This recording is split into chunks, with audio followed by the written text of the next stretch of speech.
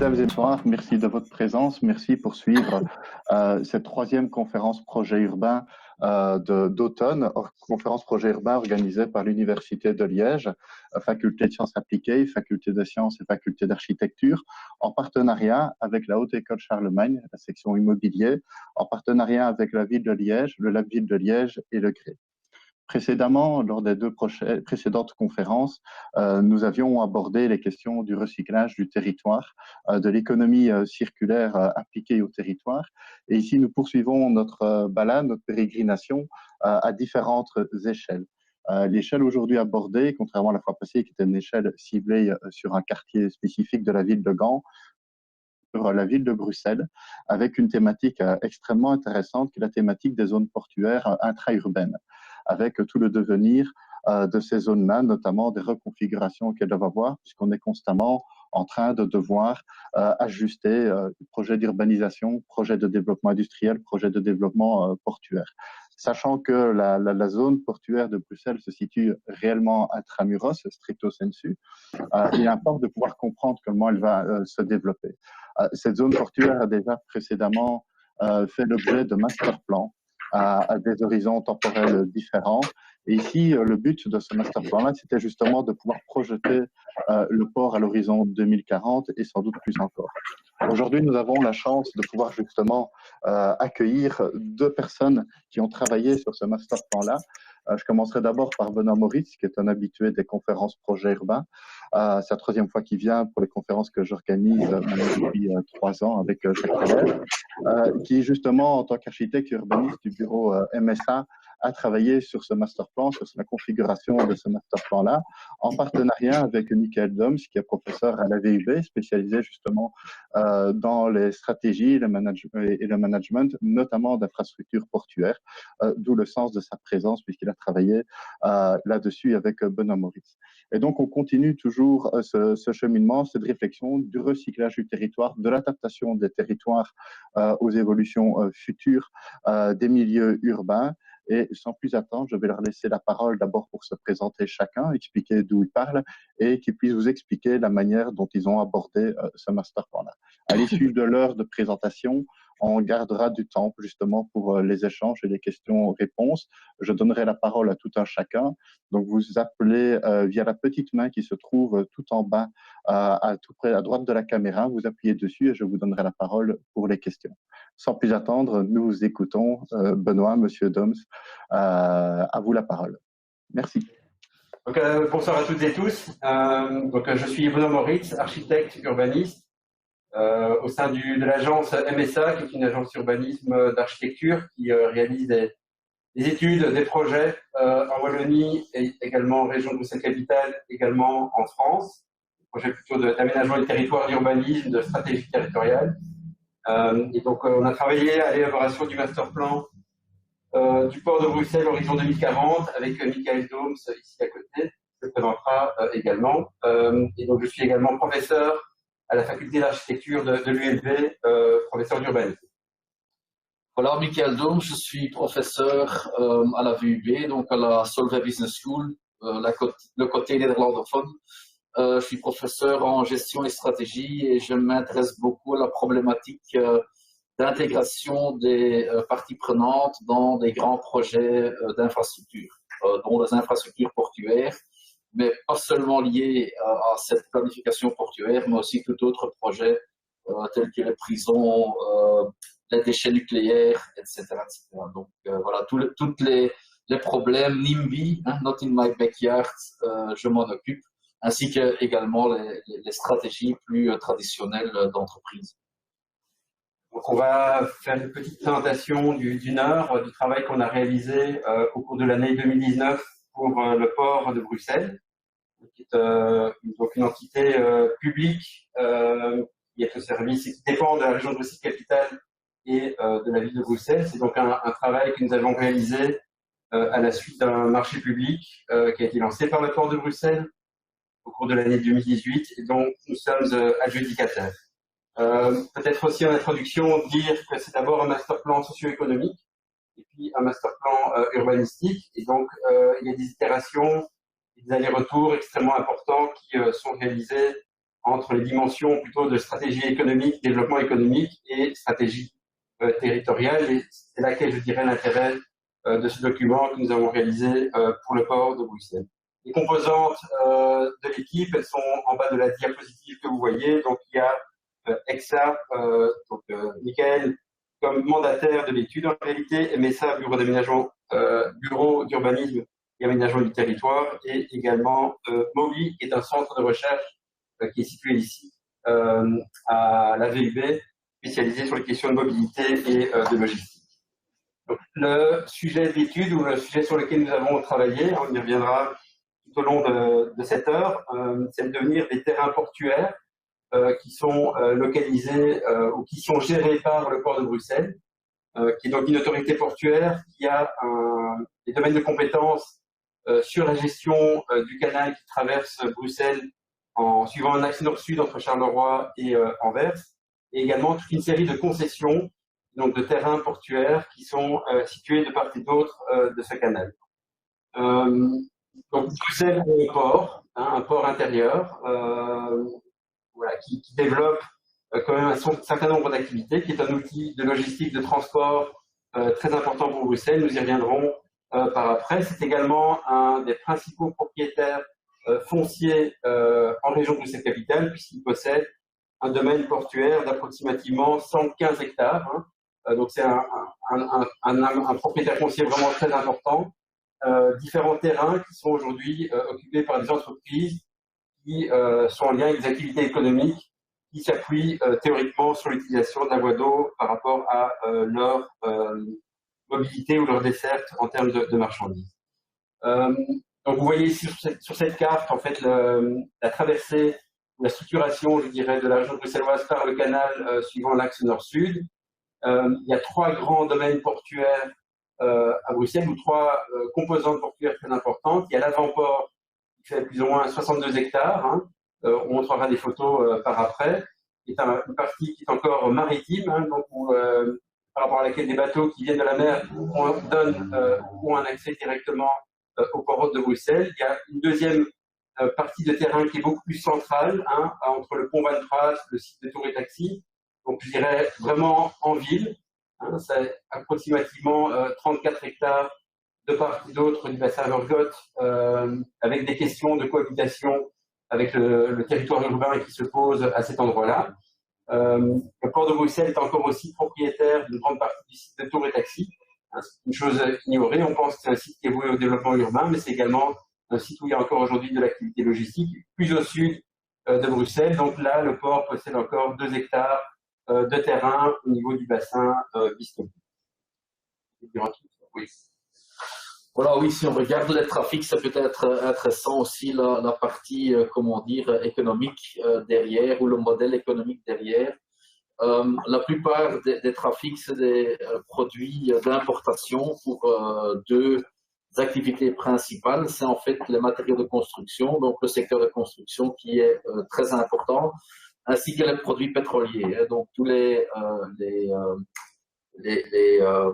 oui, la diesel, tous les mélanges de produits pétroliers qui doivent aller dans les stations-service.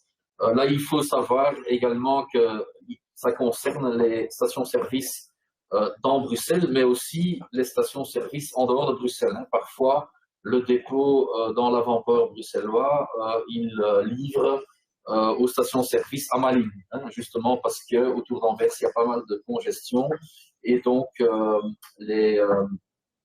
les stations-service aiment plus de régularité dans le service, et qui peut venir du dépôt de l'avant-port à Bruxelles. Puis il y a des marchandises diverses, comme des conteneurs, qui sont devenus très importants depuis 2001, on va en revenir.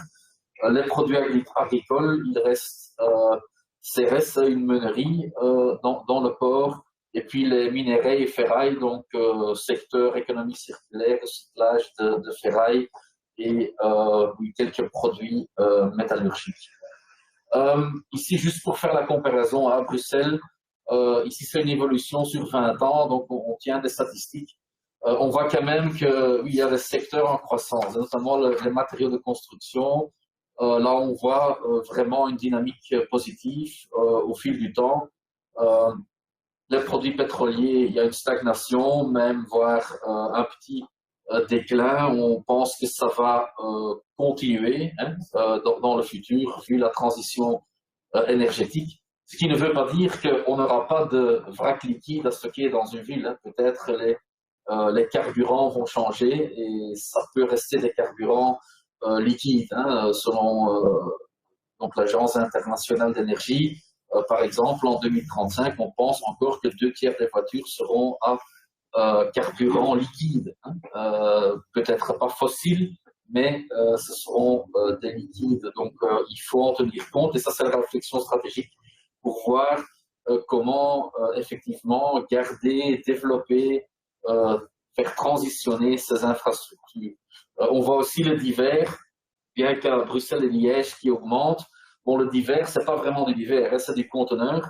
Et c'est sans doute des autres catégories que vous voyez, comme les denrées alimentaires, les produits agricoles, qui se transportent maintenant beaucoup plus davantage aussi dans des conteneurs au lieu que dans du vrac sec ou du vrac liquide. Donc on voit quand même certaines dynamiques qui sont similaires, Bruxelles-Liège, mais aussi des différences. Hein. Donc par exemple, les produits agricoles, pour différence, on voit à Liège quand même encore une croissance de produits métallurgiques pendant ces 20 ans. Donc, on a aussi pu préserver certaines activités de production et de logistique autour des produits métallurgiques.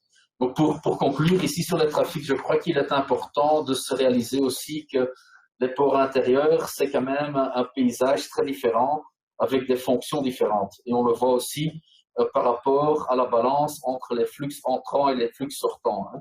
On voit que dans des ports à vocation plus distribution métropolitaine, industrie métropolitaine comme la construction par exemple, on voit beaucoup plus d'importance pour les flux entrants que pour les flux sortants.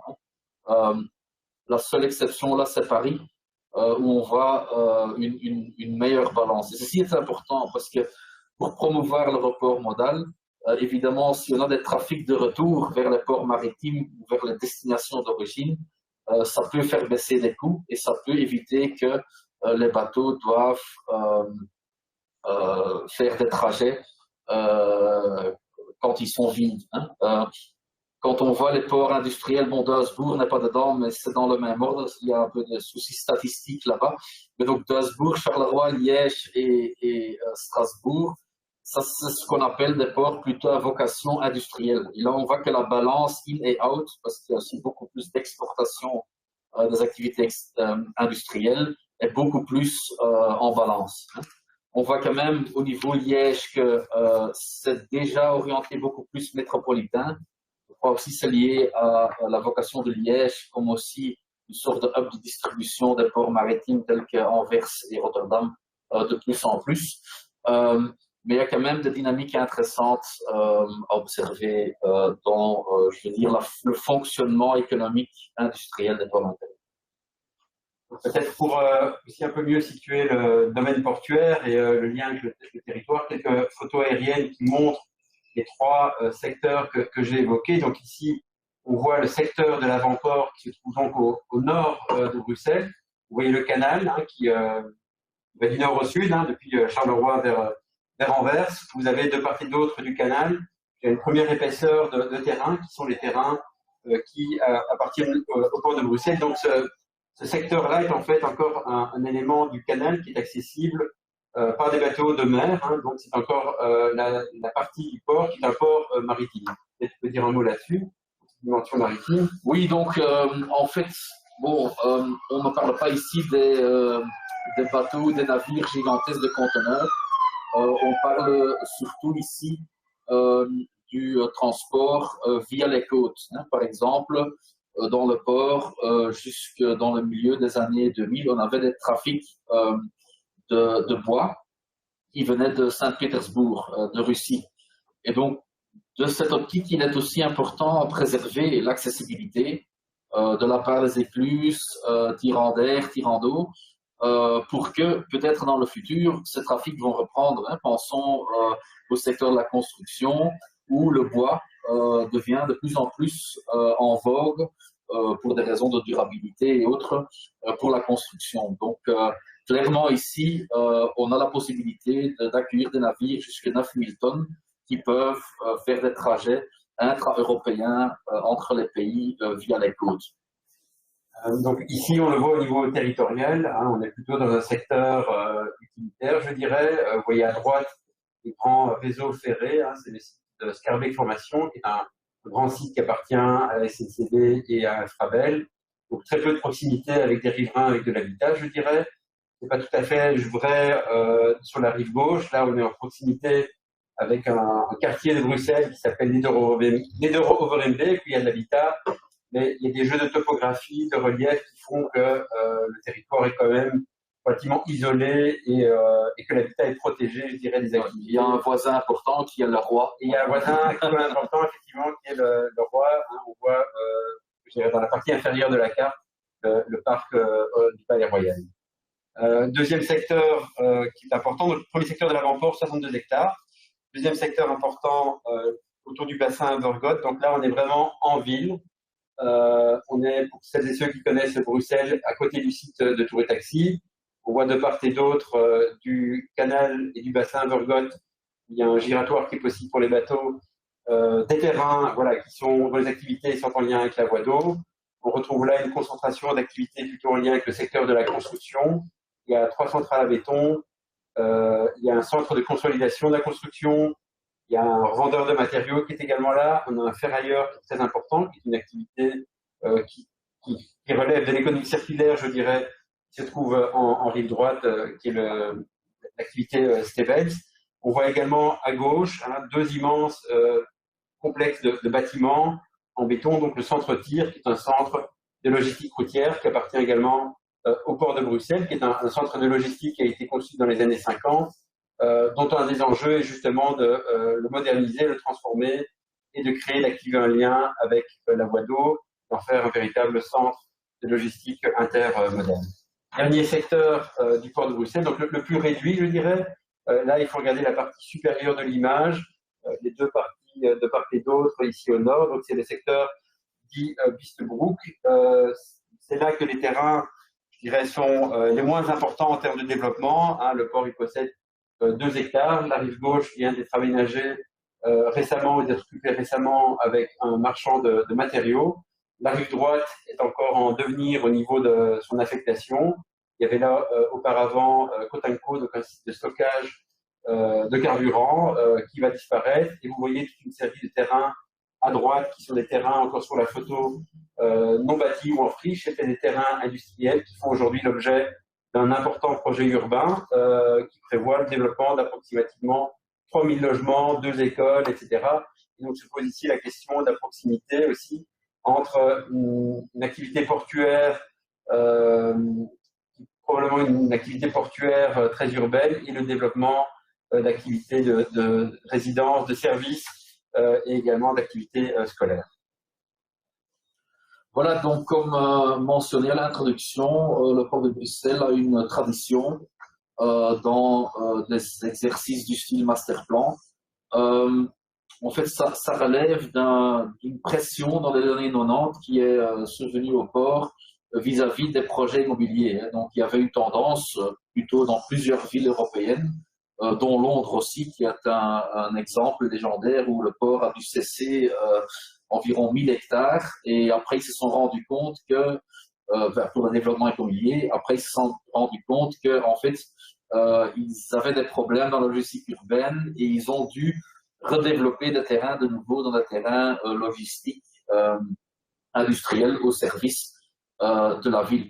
Et donc, c'est relevant de ce besoin, cette pression, que le port a décidé, début des années 2000, pour lancer un processus de master planning. C'était un processus long, c'était très intégrant de toutes les compétences. Donc, on était un consortium de plus ou moins 10 partenaires. Il y avait même des consultants dans la lumière urbaine. Donc, on allait vraiment dans le détail. On est allé chercher vraiment des analyses en profond sur presque tous les domaines, économiques, social, ainsi que urbanistique, hein, pour vraiment développer une vision intégrante sur tout le domaine avec la participation des parties prenantes. Et donc, on pensait être parti pour un processus d'environ 2 ans, mais finalement, on est abouti à 4 ans. Mais c'est très important parce que ça a vraiment donné beaucoup plus de légitimité du port de Bruxelles vis-à-vis des partenaires dans le secteur privé et l'immobilier, mais aussi et surtout dans le gouvernement, les différentes agences, ministères du gouvernement qui se sont rendus compte que le port est vraiment un outil de développement durable. Vous voyez l'horizon 2015, ce qui n'est pas neutre. Hein. Donc, à l'époque, il n'était pas question de discuter 20, 30 ans dans le futur, parce que simplement, le port n'avait pas le support sociétal, même au niveau de la ville, pour se développer. Et donc, le port a vraiment pris l'offensive, disons, avec ce master plan dont j'ai eu le plaisir de commencer ma carrière dessus et de travailler 4 ans dessus. Mais ça leur a vraiment donné un support sociétal, un support des acteurs dans la politique régionale pour vraiment commencer à réaliser des projets et aussi de préserver leur domaine et même voir pour des extensions si l'opportunité se fait. Donc en 2012, on a fait une actualisation. C'était pas le même ordre de grandeur la première étude. Finalement, enfin, quand on rencontrait le port pour faire l'actualisation, l'idée, c'était OK, on doit de nouveau appliquer la partie prenante comme la première fois. Et là, c'est le port qui nous a dit, mais non, parce que maintenant, on est invité à toutes les réunions qui sont pertinentes pour le port. On nous consulte sur tous les développements. Donc, on est dans la discussion, on est en interaction avec la partie prenante. On n'a pas de problème à justifier notre existence. Donc, voilà, on s'est plutôt axé de nouveau sur des projets portuaires, les projets. On a pu étendre un peu l'horizon de réflexion jusqu'en 2030, mais on est resté aussi à un niveau très spécifique dans le périmètre du port. Donc vient maintenant l'exercice, donc vous voyez une cadence de plus ou moins 6 ans là-dedans pour l'actualisation et la reformulation. Donc l'année dernière, enfin non, en 2018, donc il y a 2 ans, donc il y a eu un appel du marché ou pour le marché de nouveau pour faire un master plan 2040.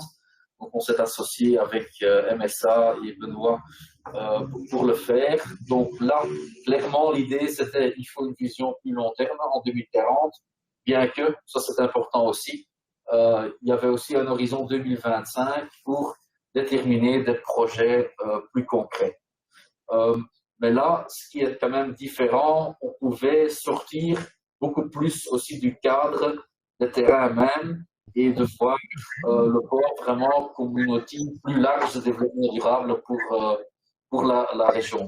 Et donc ça, c'est l'idée. On a beaucoup plus ici des recommandations plus générales, des projets plus transversales. On va les projeter vers la fin de la présentation. Mais c'est vraiment maintenant une vision plus large du rôle du port dans la ville. Donc on voit quand même une belle évolution dans la démarche. Donc voilà, quels sont les grands objectifs ici? Donc, comme j'ai dit, les ambitions de la stratégie portuaire à court terme et à long terme, donc les définir, les faire valider avec les parties prenantes. Ça, c'est très important ici. Donc, on a découvert, quand on a entamé le processus ici, qu'il fallait de quelque sorte rééduquer certaines parties prenantes, notamment au niveau des agences gouvernementales, des ministères, sur la nécessité d'avoir un port, comment fonctionne un port de manière économique et comment un port ou des activités portuaires peuvent contribuer au développement durable.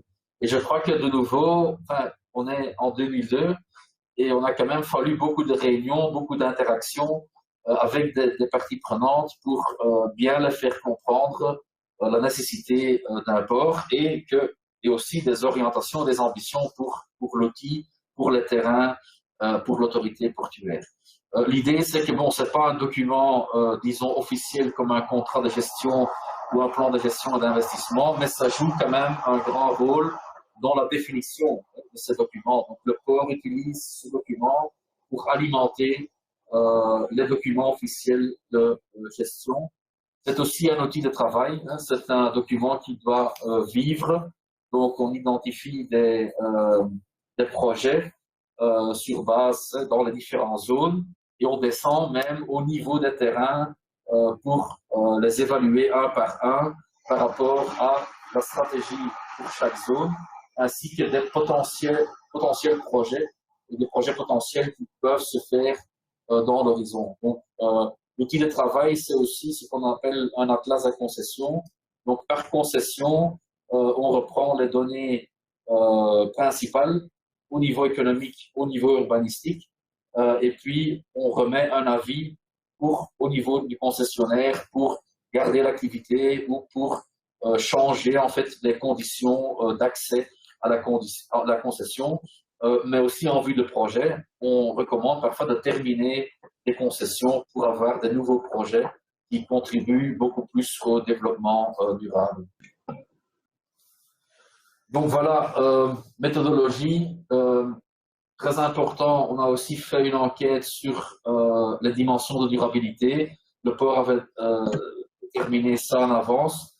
On a fait une enquête avec plus de 100 répondants des différentes parties prenantes dans le port, donc le personnel de l'autorité portuaire, les riverains et les entreprises ont tous pu s'exprimer via une enquête en ligne sur les domaines de durabilité qui sont le plus matériels pour eux, hein, chacun. C'est important pour avoir en fait du monitoring après, pour voir quels sont les indicateurs qui sont importants et aussi de créer une base pour un rapport de durabilité que le port peut produire dans le futur. Puis il y a les 4 phases traditionnelles. Il y a évidemment une évaluation du précédent master plan. Phase 2, c'est très important, c'est l'analyse des tendances. Donc là, on regarde plutôt avec une vue externe sur le monde externe, le monde extérieur, quelles sont les grandes tendances économiques, technologiques, urbanistiques dont on doit prendre compte dans les stratégies portuaires pour le futur, court terme, long terme. La phase 3, là, on essaye de confronter cette analyse des tendances avec l'offre portuaire en termes d'infrastructure, en termes de terrain, et d'aboutir dans une vision stratégique globale. Donc, à la fois, on doit développer les grandes lignes, les grands objectifs de la stratégie, mais il faut aussi, dans cette vision stratégique, hein, donc il y a ce côté vision qui est plus les grands objectifs, mais aussi la stratégie, qui est de dire comment on va traduire ça dans les différentes zones, hein, comme vous avez vu dans le début, les photos aériennes. Et puis après ça, il faut parler d'implémentation, opérationnalisation et les impacts. Hein. Donc vraiment, sur les terrains, aller dans les concessionnaires, donner un aperçu au port, dans quel délai est-ce qu'on peut opérationnaliser, quel projet, quelles sont les parties prenantes dans les projets. Donc on fait des fiches de projet, on fait des recommandations par concession et on chiffre aussi au niveau possible les impacts à la fois socio-économiques, à la fois urbanistiques. Et peut-être aussi important, je pense ici, par rapport à d'autres types de master plan, c'est l'évaluation de ce qui a bien fonctionné et mal fonctionné dans les master plans précédents pour pouvoir tirer des leçons et je dirais au-delà du travail que nous réalisons, savoir ou disposer d'une idée des conditions de réussite ou des succès des propositions que nous allons faire. Peut-être un autre élément que je vais dire maintenant avant que j'oublie, je crois que Michaela en a déjà parlé, mais donc le fait qu'un port réalise un master plan est un fait assez unique en fait. Hein. En Belgique, bon, peut-être que le port d'Anvers c'est un master plan, mais en termes de port intérieur, oui, on va trouver quelques exemples en France, quelques exemples en Allemagne, mais voilà, c'est pas réellement une pratique, une tradition en soi. Je pense qu'il y a une dimension prospective qui est très intéressante, mais le master plan permet aussi de vraiment partager avec les acteurs de projet en général ce que fait un port. Donc, hein, quand le port reçoit des commentaires, oui, mais tous ces tas de sable au bord de l'eau, est-ce qu'on ne pourrait pas en faire autre chose de ces espaces? Voilà, disposer d'un master plan, ça permet aussi d'expliquer à quoi servent les activités au service de la ville, de quel type d'activité a-t-on besoin, comment est-ce que le port s'inscrit dans une ligne logistique, donc dans une logique aussi logistique. Donc c'est également un outil de communication qui est important. On va aller un tout petit peu plus vite. d'analyse des tendances qu'on a réalisées. Donc, on y reviendra à la slide suivante. Et donc, on a analysé les évolutions dans la logistique urbaine, la question, les évolutions dans la relation vie-port, l'importance et le développement de l'économie circulaire par rapport au monde de l'industrie, dans lequel, en réalité, l'économie circulaire est déjà très fortement implantée. Hein, le secteur de la construction et ses évolutions. Donc là, on touche principalement au devenir du béton comme matériau fondamental de la structure des bâtiments. Et donc, quelles sont les évolutions à attendre dans ce domaine? L'évolution du secteur des produits pétroliers. Donc, c'est plutôt au sens large la question énergétique qui a été questionnée. Donc, des tendances ont été identifiées et également le devenir ou l'évolution du trafic conteneur. Hein, conteneur pour les architectes, conteneur versus vrac. Vrac, c'est des tas de sable, des tas de ferraille, etc. Conteneur, hein, tout le monde sait ce que c'est quand on met le produit ou la matière dans un conteneur.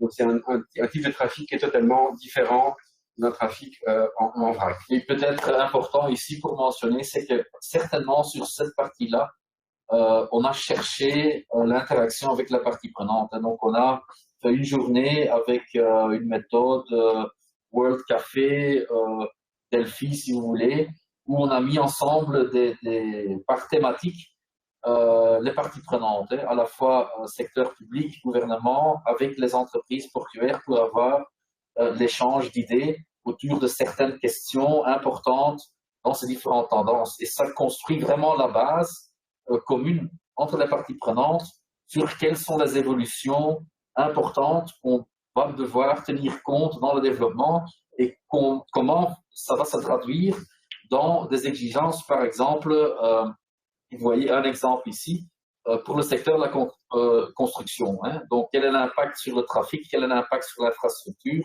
quel est le rôle du port et comment est-ce que certaines tendances ont un lien avec les différentes dimensions de durabilité. On a fait ça pour toutes les tendances, pour un horizon court terme et pour un horizon long terme.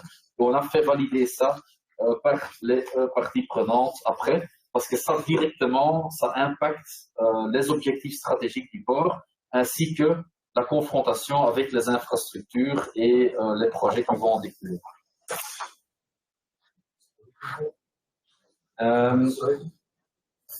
Donc, par rapport à l'évolution des tendances dans la relation ville-port, donc ce qui fait quand même un peu la caractéristique du port de Bruxelles, c'est qu'il est mis sous pression par d'autres types d'activités voilà, qui lorgnent vers le canal comme territoire de projet, hein, territoire également en mutation,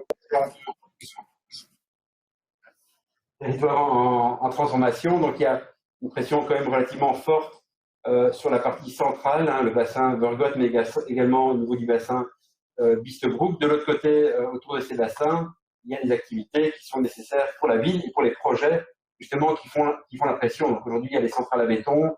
Le bassin d'Urgot est principalement thématisé construction et ces activités permettent aux projets tout autour du canal de se faire. On n'a pas encore parlé du plan canal, hein, qui est un plan que la région bruxelloise avait développé, qui vise à développer des activités économiques tout en les combinant avec du logement et la création d'espaces publics. Et donc, il y a une articulation entre nos travaux et ceux qui étaient menés, en fait, parce que le plan canal est au moins à l'arrêt, avec le plan canal pendant la phase d'études que nous avons menée. Donc, il y a une série de principes d'intégration urbaine qui ont été mis en place ces dernières années. Et je pense que le port de Bruxelles, à cet égard, est un port assez intéressant qui a fait beaucoup d'efforts, je pense, justement pour mieux s'intégrer en ville à travers l'architecture, à travers l'établissement d'une relation spatiale, visuelle, d'utilisation, d'usage également de la voie d'eau. Donc, on a fait tout un travail d'identification de ce qui se passait déjà aujourd'hui.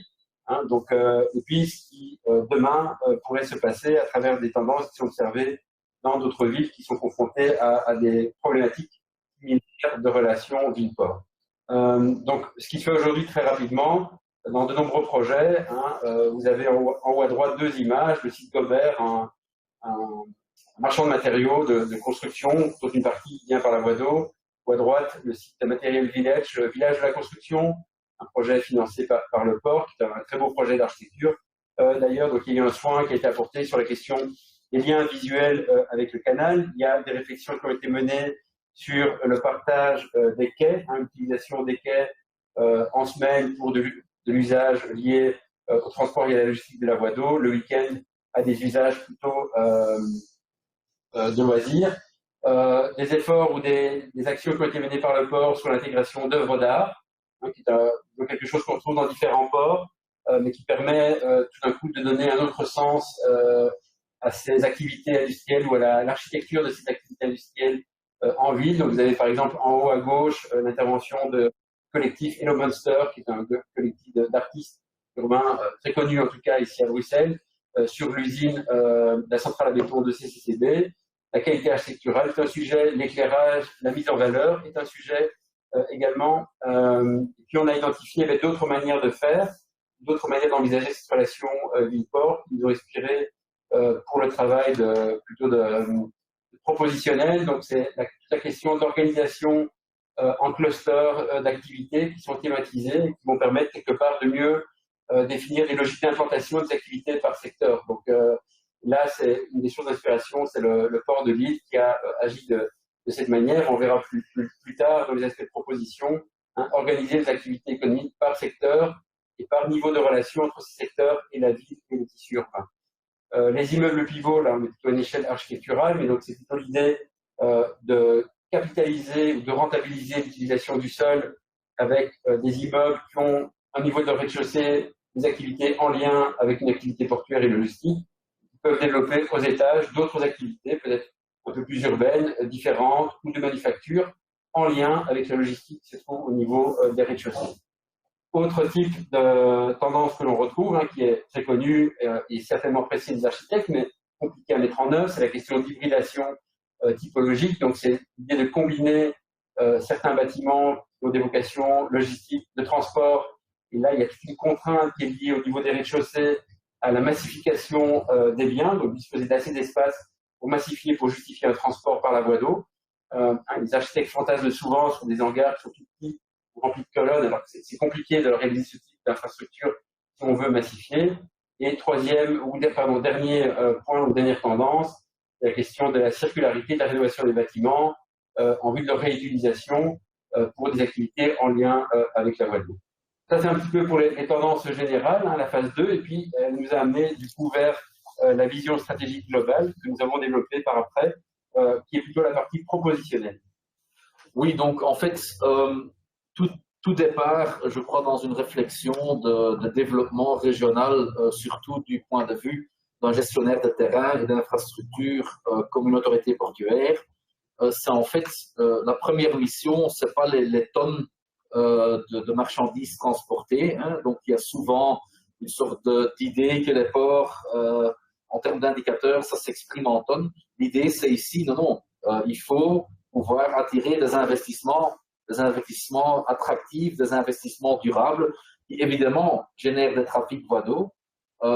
Mais la question, c'est vraiment comment est-ce qu'on peut attirer du capital privé pour investir dans les différents secteurs du futur et d'une manière durable. Et donc là, il y a quelques axes qui sont importants. Il y a une axe transition durable au plan de l'économie, donc tout ce qui est économie circulaire, tout ce qui est transition énergétique. Donc ça relève le défi de 1 million de tonnes de trafic qui est maintenant produit pétrolier ou dans des citernes. Ça amène une réflexion à faire, qu'est-ce qu'on doit faire avec ces citernes? Est-ce qu'on peut pas créer un cluster d'énergie ou d'énergie alternative autour? Ça, c'est des réflexions qui s'amènent dans ce domaine-là.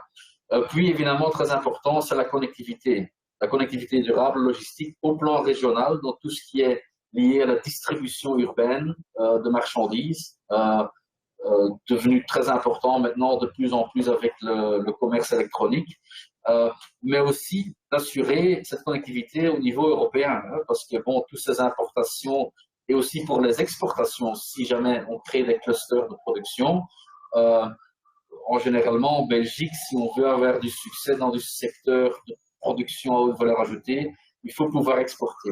Donc aussi pour cette importation, cette exportation de marchandises, au plan de l'échelle de la ville, il faut cette connexion européenne mondiale même via les ports maritimes. Donc il faut assurer cette connectivité. Donc, il faut un tirant d'air, il faut de la connectivité avec les rails, etc. Et donc là, il y a des projets qui sont vraiment axés sur l'augmentation de cette connectivité. Par exemple, l'extension du terminal conteneur ou un raccordement meilleur du terminal conteneur avec les rails.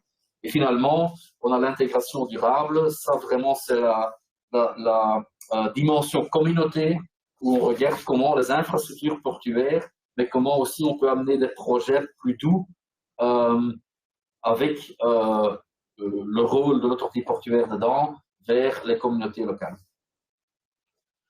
Puis je ne vais pas aller en détail ici, mais il est important, quand on est développeur de terrain, comme une autorité portuaire ou gestionnaire de terrain, il faut voir quel est mon rôle là-dedans. Hein. Donc oui, on est le landlord, hein, on tient la clé sur le terrain, on donne des concessions, mais il y a peut-être d'autres rôles qui sont là, qui sont importants.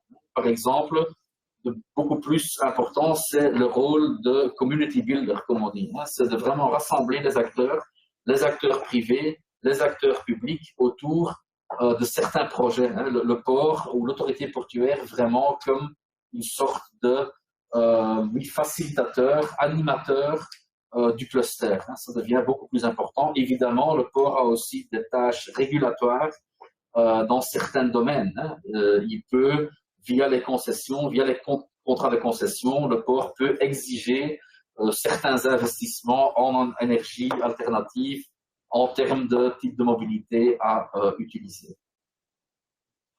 Donc là, on rentre un peu dans la phase plutôt projet. Hein. Donc après avoir réalisé l'évaluation du master plan, les tendances, définir un peu cette vision stratégique qui vient d'être décrite par Michael. On pose la question de l'implémentation concrète sur le terrain, hein, donc sur les terrains qui sont les propriétés du port. Et ça, c'était la question qui nous était posée. Mais donc, on a aussi regardé comment ces terrains s'articulent avec leur contexte. Finalement, quelle est la vocation de ces terrains au regard de ces contextes qui sont fort différents. Donc, ça nous a amené à définir en fait 3 clusters ou secteurs, en fait, à définir des vocations pour chacun des secteurs des propriétés du port. Et je pense que ça peut paraître un peu simpliste de dire que ces vocations disent tout, mais elles permettent clairement de définir les vocations de chacun de ces secteurs. Quant à l'avenir, se posera la question, il y a quelqu'un qui développait tel type d'activité, mais où est-ce qu'il doit aller, où est-ce que le port aurait tendance à le localiser par rapport aux 3 secteurs. Et donc, cette définition de la vocation, elle permet aussi de dire, finalement, à quoi servent ces secteurs, quelles sont leurs vocations dans le système économique de la vie. Donc, il y a le premier secteur, le plus grand, qui est à l'avant-port, qui est en vert ici sur la DIA, donc le secteur de l'avant-port, où là, on est dans une situation de proximité par rapport au ring, on n'est pas très loin de l'aéroport, on n'est pas très loin de Cargoville, on n'est pas très loin, je dirais, on est connecté également au chemin de fer, donc on est dans un endroit qui est hyper connecté, on a la connexion avec la voie d'eau et la possible connexion de type plutôt maritime. Donc on est à cet endroit-là, le canal, c'est un petit peu une autoroute internationale, si vous voulez. Hein, donc on est plutôt un endroit qui est un endroit où la multimodalité doit être clairement appuyée et développée. La logistique à grande échelle, mais également la production. Donc là, la vocation de ce secteur, hein, c'est d'être un pôle portuaire, logistique et productif. Donc on accepte qu'à cet endroit-là, au-delà de la question simplement logistique et de transport, on a également de la production qui puisse installer une production qui éventuellement utilise la voie d'eau pour exporter un certain nombre de choses. Donc on est dans un secteur qui a plutôt une vocation, je dirais, d'économie mixte. Il y a des possibilités également d'extension, on y reviendra, avec des acquisitions possibles sur le terrain de Scarbeck-Josaphat, donc une grande friche ferroviaire se trouvant juste à côté. Formation. Scarbeck Formation, pardon. On est également en interaction très forte avec la région flamande, même si on ne le voit pas sur cette DIA, hein, on n'a pas représenté l'extramuros bruxellois, je dirais, mais il y a une continuité économique tout le long du canal à cet endroit-là, hein, vers Machelen-Guilford, Cargoville, un autre secteur logistique, ou également au nord. La partie centrale, en orange, hein, on est vraiment un port dans la ville, en lien avec un centre logistique moderne, et donc là, il y a toute une réflexion qui a été menée, qui continue à se poursuivre, sur la modernisation du centre-tir. qui est un centre de transport international routier par camion, dont la vocation est énorme en termes de surface, mais la vocation essaie de devenir partiellement un centre de distribution urbaine, en lien avec la logistique intra-urbaine, mais également en lien avec les possibilités je dirais d'intermodalité des biens et des marchandises avec la voie d'eau. Circularité, on est en centre-ville, il y a un ferrailleur qui est déjà là, qui est en fait une économie très circulaire. C'est une entreprise qui récupère des vieux métaux, qui les massifie, des vieux métaux de toutes sortes à différentes échelles, de particuliers, mais également d'entreprises, qui les met sur des bateaux, qui les repartent vers des aciéries.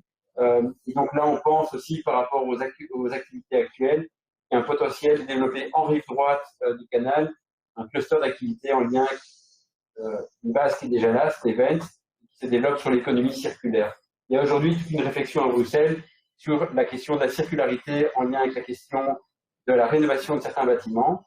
Donc à cet endroit-là, on est à côté du quartier nord également, il y a un potentiel en fait de rénovation très important. Il y a déjà des chantiers qui sont basés sur l'économie circulaire qui se sont développés à cet endroit-là. Eh bien, la rive droite peut être un point d'appui, une base d'appui en fait pour le développement de ces activités liées à la circularité.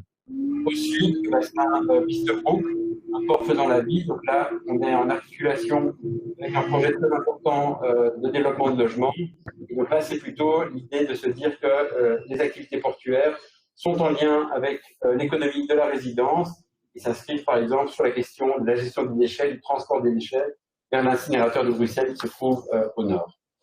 Il y a des cartes un peu stratégiques de ce type-ci qui se trouvent dans le document. Je ne vais pas revenir dessus, mais donc il y a une série de cartes macro sur lesquelles on a identifié justement voilà, où se trouvent les centres de distribution urbaine, où se trouvent également les points de transbordement urbain qui sont une micro-échelle de desserte de logistique urbaine sur des plus petites surfaces en ville. Peut-être pour aller un peu vers les éléments concrets et sans aller dans le détail, Michael a également évoqué le fait qu'on avait réalisé un atlas du concessionnaire, et donc ça c'est un outil qui a été vraiment fondamental pour nous par rapport au projet, qui est donc un projet plutôt aussi d'ordre socio-économique, même s'il y a des intentions spatiales, vous le verrez.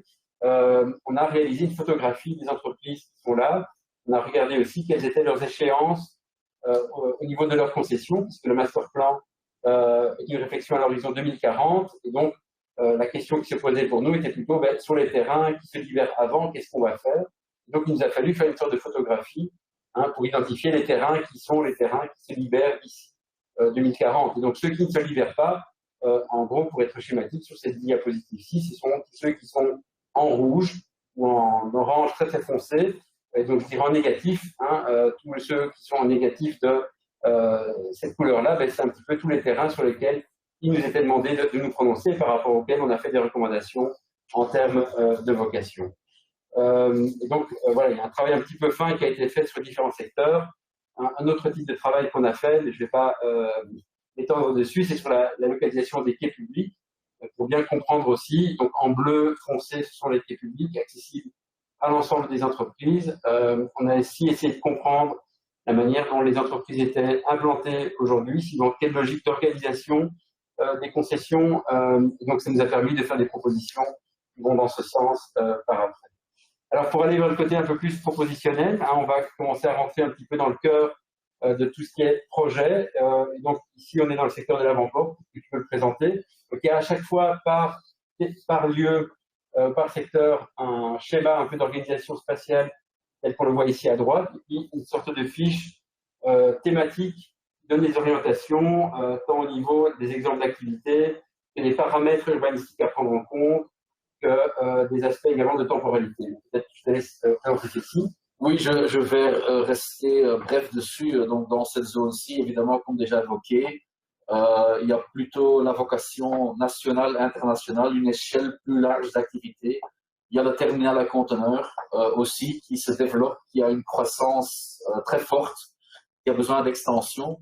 Et c'est aussi dans cette zone, sur la rive droite, qu'on voit la possibilité aussi d'élargir le périmètre du port pour justement attirer de nouvelles activités logistiques à valeur ajoutée qui sont notamment connectées de manière directe avec l'outil du terminal à conteneurs, qu'on limite en fait la rupture des charges, qu'on peut utiliser des routes internes dans le futur pour que les conteneurs vont vers les différents endroits des logistiques à valeur ajoutée.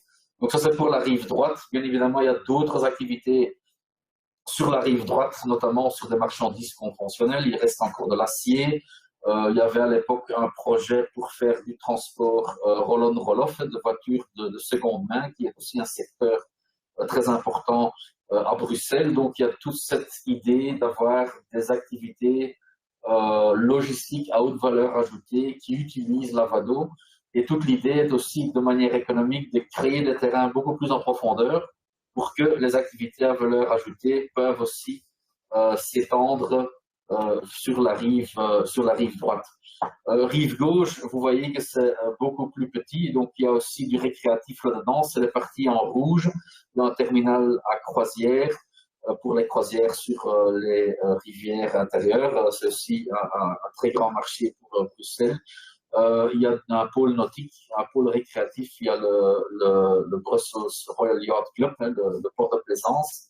Mais donc, entre ces activités, il reste quand même encore un cluster important avec notamment la distribution de produits énergétiques, notamment produits pétroliers, aussi secteur de construction qui est installé là-bas, donc centrale à béton, aussi des activités de remaniement de toutes sortes de déchets. Et donc là, l'idée, c'est à terme de voir comment est-ce qu'on peut, autour des produits pétroliers, construire un cluster dans la transition, un cluster qui sera porté par la transition énergétique. Je profite de l'occasion ici de dire que pour le secteur de construction, on a quand même identifié à long terme quand même des grandes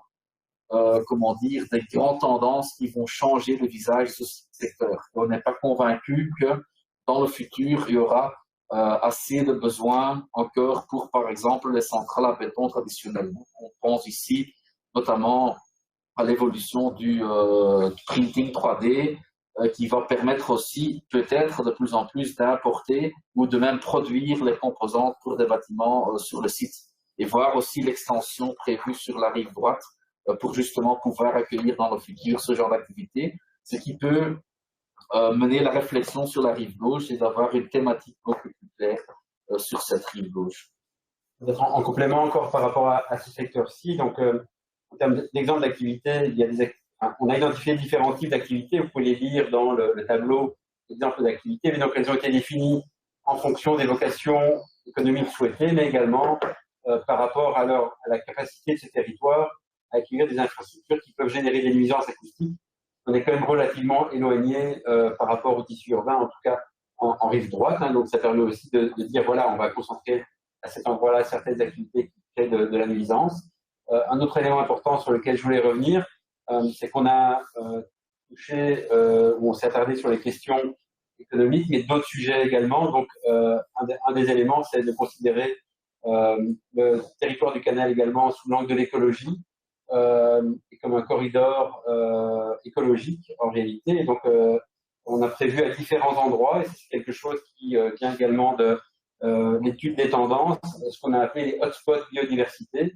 Donc, ce sont des endroits qui sont marqués ici sur le plan par des petites étoiles vertes, dans lesquelles le port devra développer des zones qui sont consacrées à la biodiversité pour compenser quelque part l'imperméabilisation des sols, puisqu'on travaille en fait ici dans un domaine portuaire qui est très imperméabilisé par des grandes dalles en béton, etc. Et donc il y a aussi cette vocation du port, et le port de Bruxelles s'inscrit vraiment dans une démarche environnementale très forte, de développer ces hotspots biodiversité, de manière à ce qu'il y ait également de la végétation qui soit installée le long de la voie d'eau, et que la biodiversité puisse également se réapproprier des territoires qui ont été fortement minéralisés.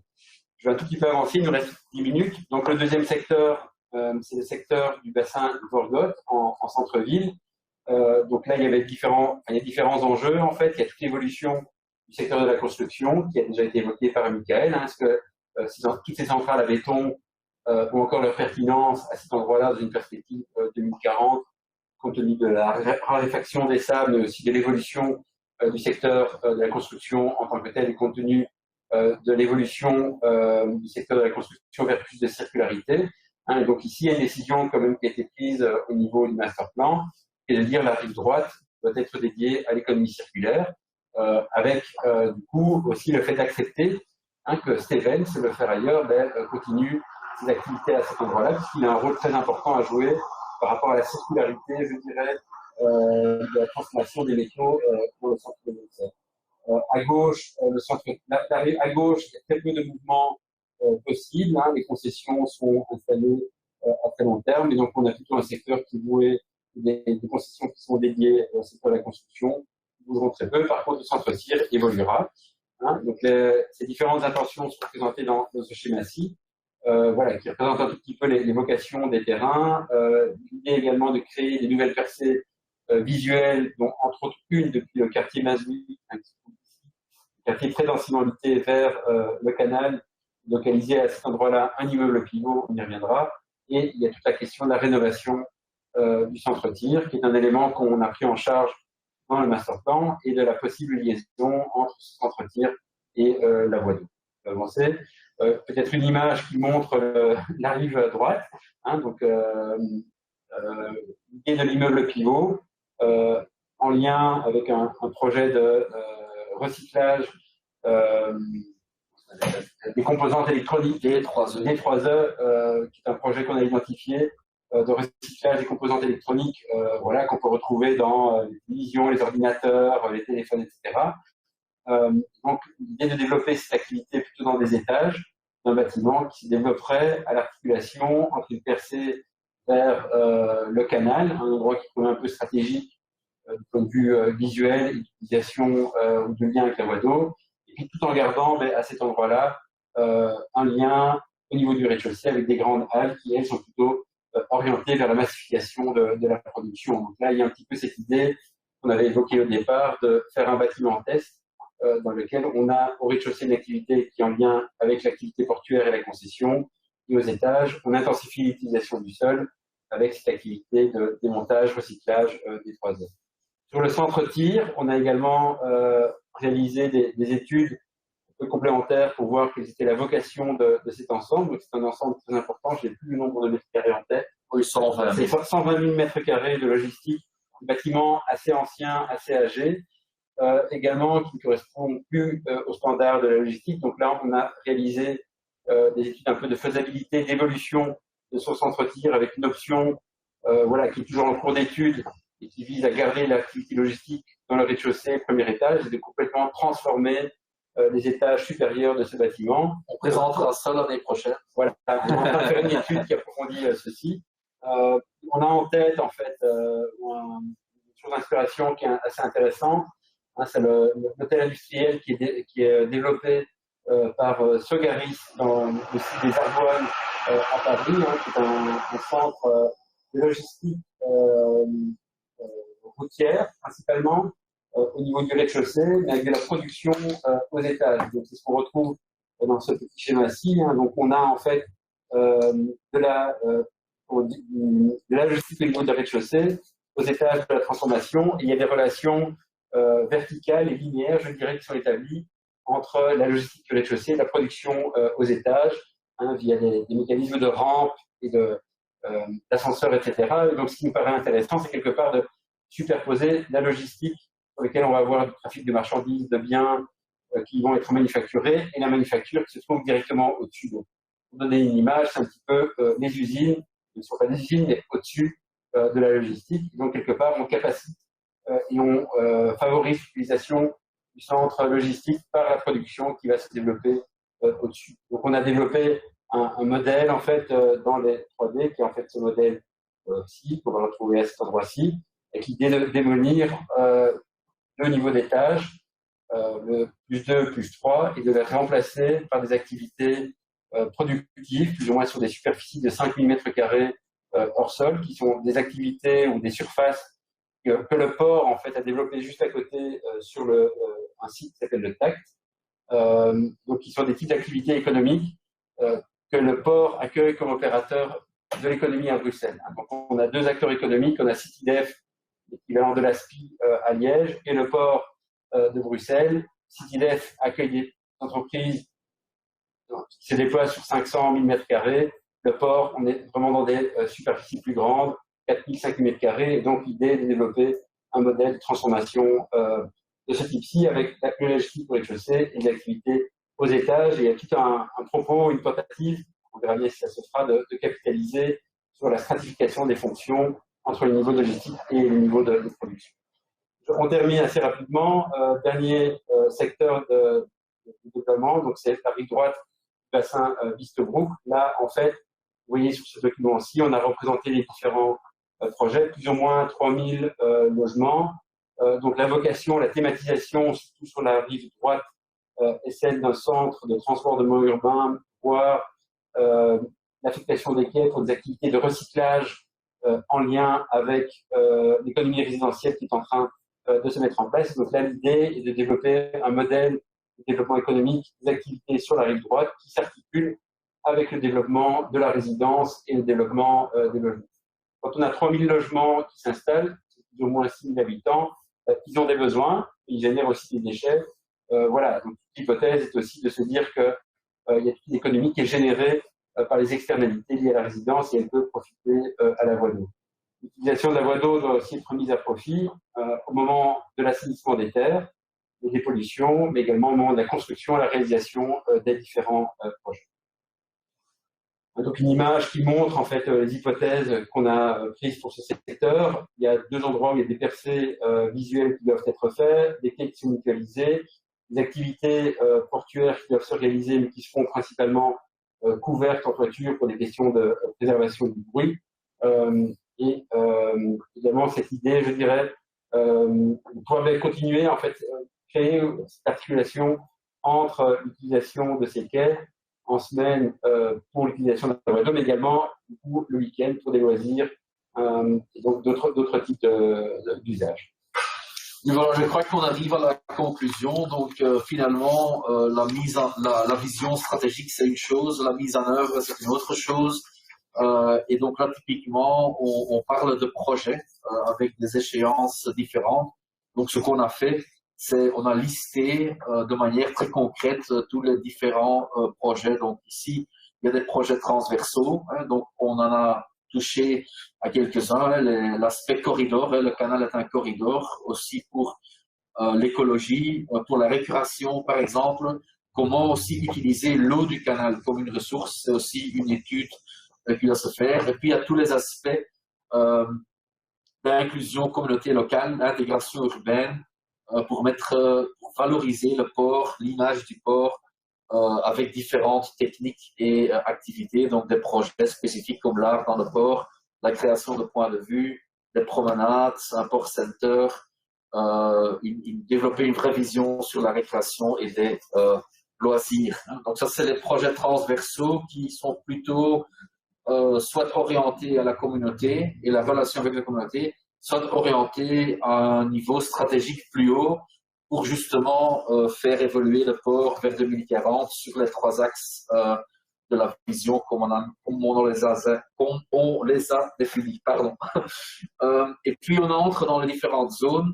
Et dans les différentes zones, avec les visions qu'on a proposées, vous avez vu sur les images, on a aussi fait des fiches projets qui, à la fois, très détaillées, donnent les différentes étapes, donnent les différents budgets, donnent les différents calendriers d'exécution de tous ces projets qui doivent aussi contribuer à court terme et à long terme aux objectifs stratégiques posés. Puis finalement, il y a des impacts sur base des projets connus, donc c'est plutôt les projets court terme et aussi une extension possible sur la rive droite avant port. On est dans l'ordre de 600 emplois directs, donc en général ça génère aussi 600 emplois indirects, il y a un multiplicateur de 1. La valeur ajoutée brute par an, donc la contribution au produit intérieur brut. L'impact sur le trafic, donc plus 1,5 à 1,5 million de tonnes par rapport à, ils sont à 5 millions de tonnes, donc c'est quand même une croissance de 30% du trafic, ce qui n'est pas négligeable. Et aussi on évite par le transport par voie d'eau on évite certains coûts externes au niveau interrégional, je vais dire ici, parce que bon, il s'agit de trafic qui viennent d'Anvers, par exemple, ou d'autres lieux en Belgique ou en Pays-Bas. Évidemment, ce genre de quantification, il y a toujours des limites et on essaye de rester conservatif ou conservateur par rapport aux données qu'on sait obtenir ou on sait d'expérience. Donc ça, c'est important ici. Voilà, donc on arrive à la conclusion. On arrive à la conclusion. Donc, en fait, je voudrais aussi d'abord remercier Joël Privot et Jacques Teller que je salue pour l'invitation. On n'a pas fait l'introduction, donc je les salue chaleureusement pour l'invitation. Voilà, on arrive à la conclusion ou à la dernière diapositive de présentation du master plan. Nous avons été assez synthétiques, hein, il y a beaucoup de choses dans ce document, mais il nous a semblé important de parcourir avec vous l'ensemble des éléments et de vous montrer que, en fait, les aspects de proposition de master plan ont été construits progressivement sur base d'un raisonnement qui part de la disposition de ce que le sol permet, c'est-à-dire les concessions en tant que telles, les activités qui sont là aujourd'hui, hein, ce travail d'inventaire qui a été fait avec la classe des concessions, et puis les tendances qui mènent vers les stratégies et qui mènent vers des propositions en termes de climatisation économique. Peut-être aussi pour les architectes et les urbanistes, il y en a beaucoup, c'est un exercice assez intéressant pour nous comme urbanistes, hein, de travailler avec quelqu'un comme Michael Doms, qui est un économiste, et qui a une fibre un peu spatiale, hein, qui connaît bien l'économie portuaire. Je pense que le mariage entre les deux compétences, nous on travaille pas mal aussi pour le monde de l'industrie, pour des aciéristes, on travaille pour Solvay par exemple, donc on travaille pas mal pour les entreprises et le monde, le monde industriel qu'on connaissait assez bien. Donc il me semble intéressant de combiner ou d'avoir cette expertise combinée entre un économiste qui a une fibre spatiale et un architecte urbaniste qui a une fibre plutôt orientée sur les questions d'économie et d'industrie. Et je pense que c'est cette combinaison-là qui a été intéressante pour l'élaboration de ce master plan, qui est au final toujours un master plan socio-économique, mais qui a une dimension urbanistique qui est quand même relativement forte. Voilà, donc je vous remercie pour votre attention et nous sommes à votre disposition par rapport aux questions.